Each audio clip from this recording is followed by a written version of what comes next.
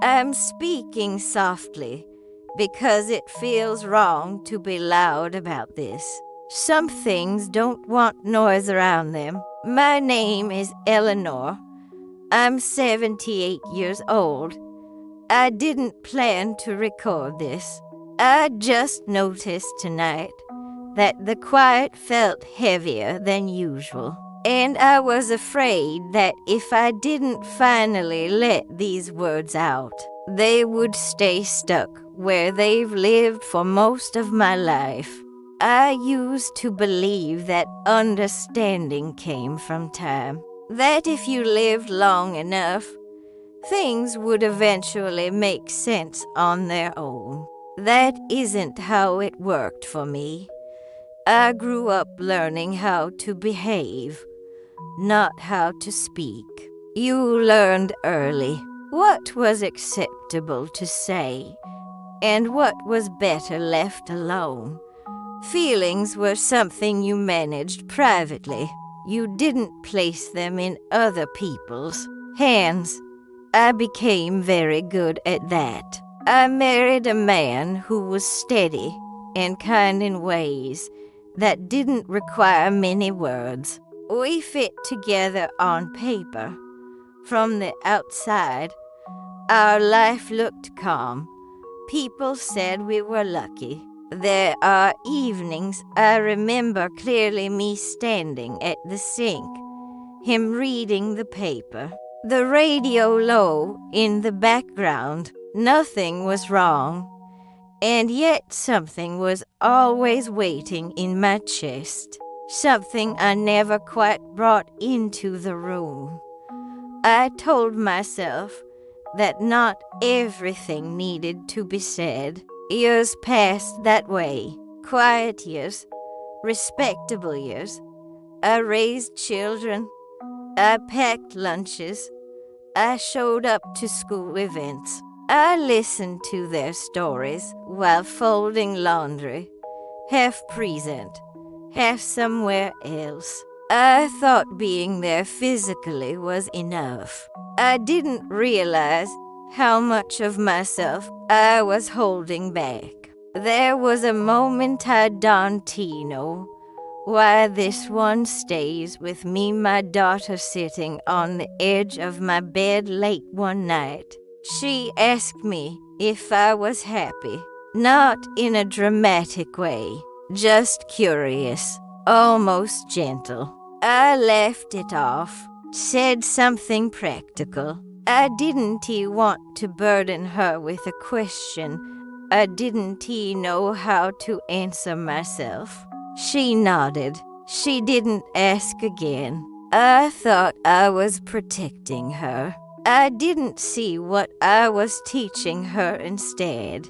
Life moved on the way it always does, one obligation flowing into the next. I was good at keeping things moving, good at being needed, good at staying composed.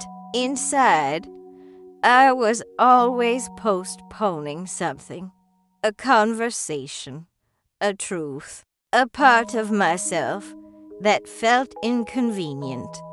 I believed there would be time later, when things were calmer, when I understood myself better.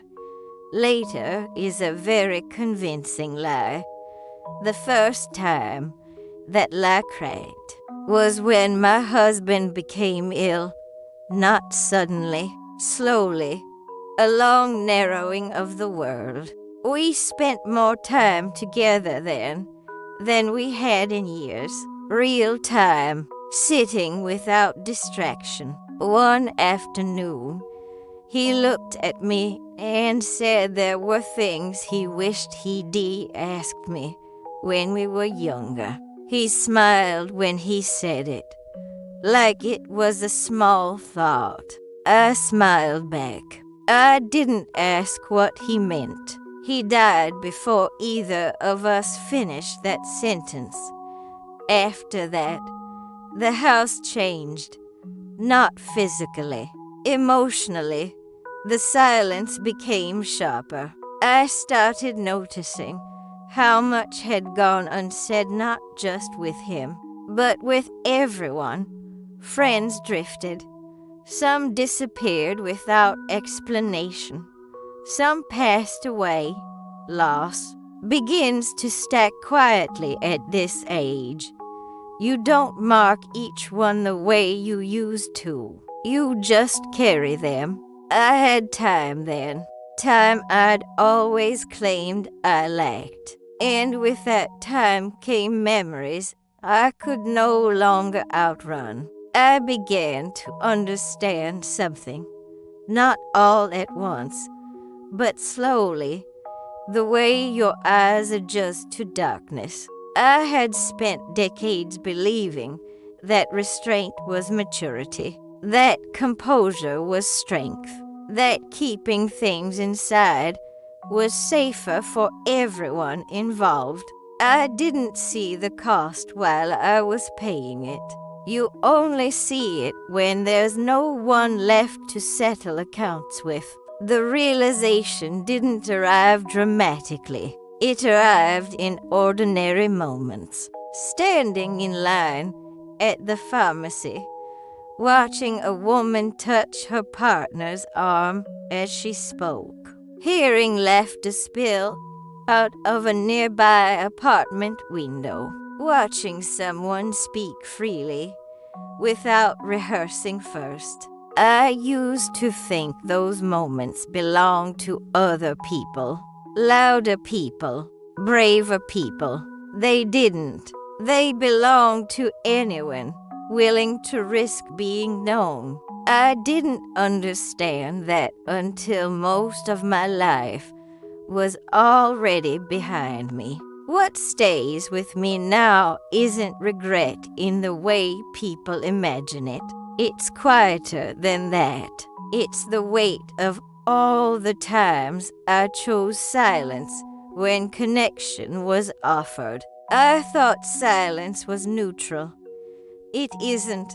Silence shapes relationships. It teaches others how far they're allowed to come toward you. I taught people to keep their distance without meaning to.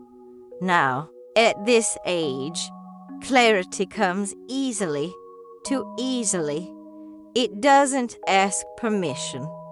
It just settles in.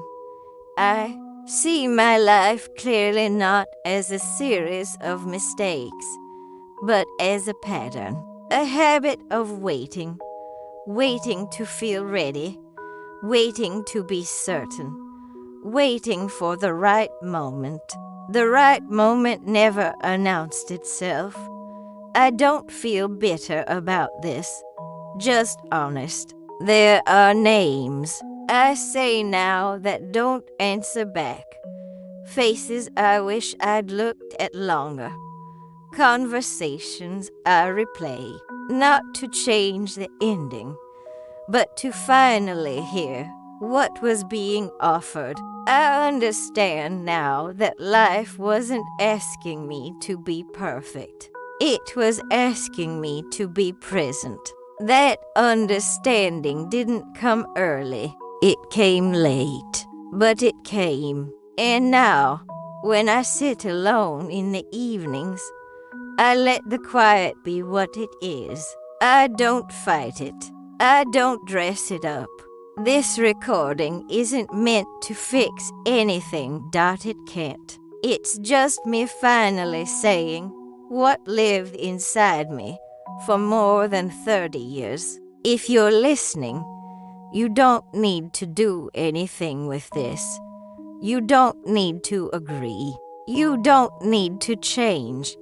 You can just sit with it for a moment. And if it stirs something in you, something small, something unfinished, that's enough. If you feel like sharing a thought or staying here with the story a little longer, I'll be glad you did.